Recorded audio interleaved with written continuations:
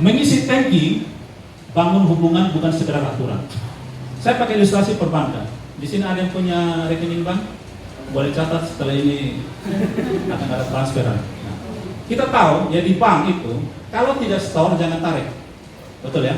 Kalau orang tidak store uang, dia pergi tarik namanya apa? Perampok, perampok bank, betul ya? Akan ditangkap oleh security. Kalau anak-anak kita, siswa kita, anak-anak kita di rumah, kalau dia tidak benar-benar yakin kita mengasihi dia, jangan hukum dia. Nanti yang dia artikan adalah bapak mama saya, guru saya, benci saya. Setor dulu, baru tarik sesuatu dari dia. Mengasihi dulu, baru boleh disiplin. Kalau istilah saya, pukul dalam rangkulan. Rangkul dulu, baru pokok oleh dia. Jangan sistem jack.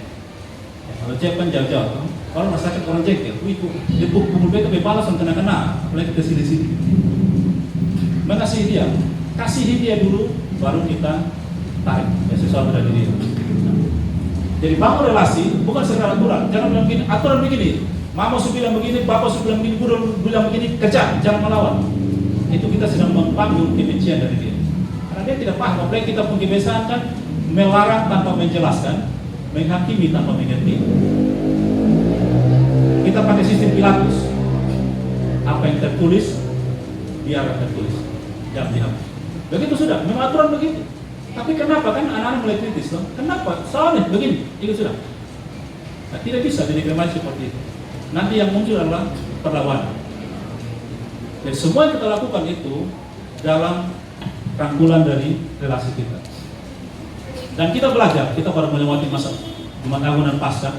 Salah satu alasan kenapa Yesus mau mati bagi kita, ini salah satu dari sekian banyak alasan. Karena Yesus membangun relasi. Untuk mengembalikan relasi Allah dengan manusia hanya lewat satu jalan. Harus ada korban, harus ada yang mati, harus ada darah yang tertumpah untuk memulihkan relasi Allah dan manusia. Jadi kita berkorban untuk membangun relasi itu, untuk menguatkan relasi itu. Jadi isi tangki kasih mereka, baru ambil sesuatu. Dan mereka akan mengartikan itu sebagai bentuk kasih kita kepada mereka. Mengerti bukan berarti setuju. Ini saya punya prinsip. Supaya saya tidak mudah menghakimi orang, belajar mengerti lebih dulu, baru nanti kita dimengerti. Boleh kita baca sama-sama ini 1, 2, 3.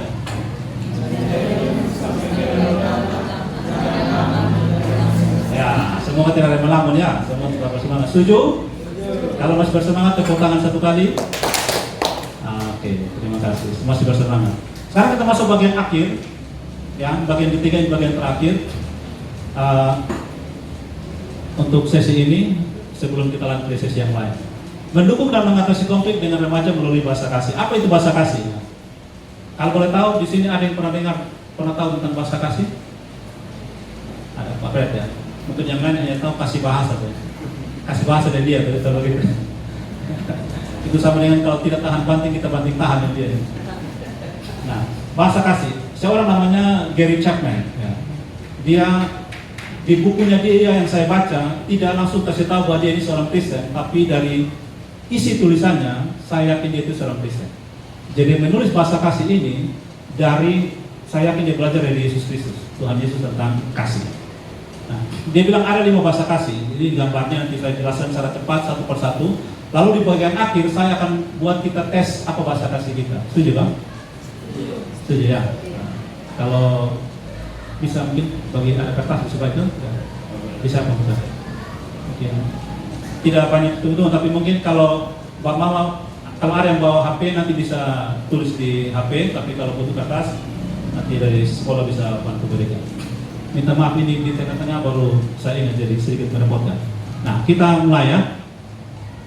Bahasa kasih itu apa? Bahasa kasih itu adalah cara yang paling efektif untuk kita memberi kasih dan menerima kasih. Jadi cara efektif untuk orang tahu bahwa kita mengasihi dia. Itu sederhana pengertian bahasa kasih ya. Dan bahasa kasih ini dapat membantu memperkuat hubungan relasi kita. Saya kasih contoh. Ini contohnya. Ada satu orang tua, dia ajar dia ke anak tentang tanggung jawab. Dia didik anaknya bertanggung jawab. Kamu buat kesalahan apapun kamu harus tanggung jawab. Jangan lari dari itu. Lalu sekali waktu orang tua bapak ini kisah nyata ya. Bapak ini ikut seminar bahasa kasih. Lalu pulang dia tanya di mana, menurut kamu bapak mengasihi kamu atau tidak? Ini anak langsung spontan jawab, bapak tidak mengasihi saya. Dia kaget. Dia mau marah tapi dia sudah ikut seminar. Dia oh ternyata bahasa kasih kita berbeda. Nanti saya kasih di bagian-bagian ini saya akan tahu itu bahasa kasih yang mana sebenarnya. Jadi intinya bapak ini dengan anak ini punya bahasa kasih berbeda. Kalau bapak mama, teman-teman guru tahu tentang ini, mungkin akan sadar, mungkin ya akan terbantu sadar. Ternyata saya selama ini dengan dia masalah-masalah konflik, mungkin suami istri, mungkin orang tua anak, mungkin masalahnya cuma satu, bahasa kasih kita berbeda. Nah, saat bahasa kasih kita berbeda, disitulah inti ajaran Kristus bagi kita. Tanda kutip, korbankan bahasa kasihmu demi orang lain. Kalau kita tetap pertahankan bahasa kasih kita akan beribut, kita akan berkelahi. Kalau jujur contoh suami istri ya, atau kita teman-teman, dari dalam hati kita benar-benar mengasihi pasangan kita. Kita benar-benar mengasihi teman kita. Tapi kenapa kita konflik? Kenapa hal yang sepele itu jadi masalah besar? Karena bahasa kasih kita berbeda. Sehingga orang sering bilang begini, beta mengasihi lu tapi dia berbicara. Nah, masalahnya lu bicara tapi bikin jengkel. Nah, ini. Sehingga kalau lu masalah bikin beta jengkel, lu harus korbankan lu punya masalah, lu punya bahasa kasih itu. Nah, disitulah kasih Kristen melalui Kristus itu kita wujudkan. Gitu ya. Mari kita lihat satu persatu. Kata-kata penegasan. Nah, bahasa kasih yang pertama itu kata-kata penegasan. Ya. Jadi orang yang punya bahasa kasihnya saat ini, maka dia biasanya butuh dorongan kata-kata. Misalnya kalau anak remaja punya bahasa kasih ini, dia akan senang kalau bangun pagi, orang tua bilang selamat pagi, salam, kemana tidur enak kok. Nah, kata-kata yang keluar. Sekalipun kita tidak siapkan dia makan pagi, dia sudah tahu bahwa bapak saya mengasihi saya. Karena cara untuk dia mengerti bahwa bapak mama saya mengasihi saya adalah dengan omong. Kalau orang tua suka kasih uang sekolah, sudah beli seragam, sudah siapkan makan semua, tapi tidak pernah omong dengan dia. Kira-kira itu anak untuk sebulan apa? Kalau ditanya, menurut lu, Pak mau mengasihi atau tidak? Soalnya, lu bisa bayar uang sekolah, seragam, lu minta HP, BK semua. Iya, tapi bapak mama tidak pernah bawa uang itu. Tidak pernah keluarkan satu kata pun. Itu karena bahasa kasihnya adalah kata-kata penegas. Kalau guru dengan siswa juga misalnya gitu ya, bahasa kasihnya. Kalau orang punya bahasa kasih ini, kata-kata seperti ini, lalu terima kasih. Lalu misalnya ya, anak siswa itu dia dekat dengan guru. Tiap hari mereka ketemu bercerita, pas jam istirahat dia datang di meja guru atau guru ke tempat dia bercerita. Lalu selama 1 minggu tidak ada waktu untuk bercerita. Itu anak akan bilang apa? Sampai di guru Sumara Beta, Ustaz Minggu pernah aja ngomong. Padahal tidak marah apa-apa gitu. Kalau guru sibuk saja, ada banyak kegiatan mesti dikerjakan. Karena itu dia punya cara mengartikan bahwa orang mengasihi dia adalah bahasa kasih. Suami istri punya bahasa kasih adalah bicara. Kayak perempuan kan omong kalau banyak tiap hari. Lalu suami bilang, mulai hari ini, tiba-tiba mereka konflik. Lalu suami bilang, mulai hari ini ketemu saya boleh ngomong. Nah, itu istri akan terlalu jengkel sekali. Jadi bahasa kasih adalah cara yang paling efektif untuk kita menyatakan kasih kepada orang dan orang mengerti kita mengasihi dia. Dan sebaliknya, secara negatif, cara yang paling efektif untuk buat orang benci kita. Kalau suami punya bahasa kasih adalah sentuhan fisik, pelukan, lalu dia dengan istrinya ribut, lalu istri bilang mulai ini malam tidur jam pelobet ya. Itu perang salib terjadi. Orang tua dengan anak, kalau anak bahasa kasihnya adalah sentuhan pelukan. Orang tua tidak pernah peluk anak, tidak pernah tepuk di bahu semangat ya, di sekolah rajin-rajin ya. Dia akan anggap orang tua tidak mengasihi dia. Pertama ini bahasa kasih, kata-kata penegas. Yang kedua, waktu yang berkualitas. Ini juga sama. Orang yang punya bahasa kasih waktu berkualitas, itu dia mengartikan bahwa seseorang mengasihi dia kalau memberi waktu dan bersama-sama dengan dia. Kalau anak lagi punya masalah, dia duduk di situ, dia menangis-nangis, lalu orang tua nasihati dia tambah jengkel. Atau orang tua berilah jawab, baru nasihati dia, woi, lu kenapa menangis marah-marah, dia sangat jengkel. Tapi coba orang tua pergi duduk dengan dia, diam saja, tahu seomong, diam saja. Dia tahu bahwa mama ada duduk di situ. Dia akan sangat yakin bahwa mama saya sangat mengasihi saya. Itu waktu yang berkualitas. Menerima hadiah. Sebenarnya kebanyakan kita manusia ini, kita senang menerima hadiah.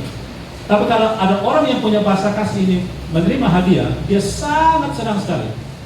Misalnya ada bakawan nih, ada yang bakawan, dia tahu dia bukan ulang tahun, lalu dia bilang, "Wih Jamar, beta sudah bisa datang karena beta lagi kegiatan di mana kok, tapi hadiah sampai." Maka dia bilang, "Wih kawan, terima kasih, lu sangat mengasihi beta. Di hari yang berharga ini, beta tahu lu mengasihi beta." Nah, menerima hadiah, menerima bantuan, menerima sesuatu. Yang ketiga, tindakan pelayanan. Ini yang tadi kita kasih contoh tadi di awal ya. Itu bapak, dia tanya di anak, menurut kamu saya mengasihi kamu atau tidak? Bapak mengasihi kamu atau tidak? Itu anak kamu spontan, bapak tidak mengasihi saya. Nah, bapaknya karena sudah tahu tentang ini, dia langsung tanya, kenapa menurut kamu bapak tidak mengasihi kamu? Padahal semuanya bapak kasih di kamu. Dia bilang begini, memang ini jawaban anak remaja. Dia bilang, memang bapak ajar saya untuk bertanggung jawab. Apa yang saya lakukan, saya harus tanggung jawab. Waktu saya punya hak sepeda rusak, karena ulah saya, bapak suruh saya perbaiki. Saya perbaiki, saya kerja sendiri. Tapi bapak berdiri di sana dan lipat tangan lihat saya. Bapak tidak bantu saya. Bapak tidak datang untuk pegang-pegang ini sepeda atau bantu ambil ini bauto, tidak. Bapak tidak mengasihi saya. Nah, kalau orang yang bahasa kasihnya ini adalah tindakan pelayanan, dia tahu orang mengasihi dia dengan datang bantu dia. Mama baru bilang ke suami, lu ini sudah mengasihi beta, kenapa? Mama bilang begini, kalau tahu beta ada kerja masa berat-berat, dulu tangan, saya di situ main HP, sudah pengen di sayur, pegang potong-potong sedikit, tidak. Nah, itu orang yang bahasa kasihnya adalah layanan, menerima bantuan. Dia senang menerima bantuan. Termasuk datang bikin dosa putusan papa, yang penting datang kok sama-sama dia utak-atik itu barang. Yang terakhir ini adalah sentuhan fisik. Ini contoh yang tadi. Sentuhan fisik itu orang yang punya bahasa kasih sentuhan fisik itu mereka senang dengan pelukan, rangkulan, tepuk di bahu. Nah, kalau saya paling suka seperti dulu di sekolah, kalau ketemu dengan anak-anak di sekolah, terutama laki-laki ya, saya suka tepuk mereka punya sampai sekarang, tepuk di perut, tepuk di bahu. Ayo semangat. Nah, orang senang dengan ini. Kalau orang yang bahasa kasihnya sentuhan fisik, dia lagi marah yang luar biasa, kita usah ngomong apa-apa, perlu biasa. Itu dia akan kemarahannya hancur saat itu dulu. Nah, salah satu cara yang paling sederhana untuk kita tahu kita punya bahasa kasih apa, nanti setelah ini kita akan tes. Kalau saya sudah minta kertas. Tapi kalau tanpa tes pun kita hanya misalnya melihat apa yang paling sering kita lakukan sebagai bentuk ungkapan kasih dengan tulus hati kepada orang, itu adalah bahasa kasih kita. Tapi dengan tulus hati ya, bukan karena takut orang marah, bukan. Takut orang tersinggung, bukan. Tapi dengan tulus hati spontan kita lakukan. Kita lihat orang sedang, kayaknya dia repot nih, kita langsung spontan pergi bantu. Ada yang bisa dibantu kok. Nah, yang besar bahasa kasih kita adalah bantuan, layanan. Apa yang paling sering kita lakukan dengan tulus hati secara spontan, itu bahasa kasih kita. Dan saya mau tegaskan lagi, bahasa kasih itu selain cara efektif kita ungkapkan kasih ke orang dan buat orang yakin bahwa kita mengasihi dia, negatifnya itu cara yang paling efektif untuk kita yakinkan orang lain saya benci kamu. Itu kebalikannya. Pernah bikin pertemuan orang tua seperti ini, pas kalau tidak salah mau pengumuman lulus. Jadi orang tua datang, siswa juga datang. Lalu di akhir setelah pengumuman lulus, sebelum penutupan pertemuan, saya minta untuk setiap anak duduk dengan orang tua, lalu orang tua peluk anak dan doakan dia. Jadi karena sekolah disuruh, kepala sekolah sudah semua buat. Walaupun mereka tidak biasa, tapi mereka buat. Nah, setelah mereka peluk, mereka punya anak dan berdoa, selesai, lalu saya minta, ada kau mau kasih testimoni, mungkin apa yang dirasakan, atau cerita baik yang bisa dibagikan. Ada satu bapak, dia ngomong sambil menangis. Kenapa dia menangis? Dia bilang, seumur hidup saya tidak pernah peluk saya. Tapi hari ini, sekolah ini buat saya peluk anak saya. dan doakan dia. Nah, ternyata kita punya kebiasaan yang tadi saya bilang, ya, cara pola asuh kita di Timor dan Kupang ini, kita terbiasa peluk anak-anak kita. Kita rasa risih. Apalagi kalau remaja kan, kalau anak kecil, coba anak SD, ayo pegang bahu tangan, kita nyebrang, kita pegang. Tapi coba remaja, pegang tangan, hampir anak kecil, kita tidak biasa. Tapi sebenarnya mereka rindukan itu, apalagi kalau bahasa kasihnya sentuhan fisik, mereka rindukan itu, tapi kan gengsi. Tapi coba sekali duduk, setelah ini nanti kita uji, lalu coba bapak mau pulang, kalau mengerti ini atau teman guru, coba sambil tanya anak-anak kita, siswa kita, lalu mulai baca. Bahasa kasihnya apa? Coba terapkan itu.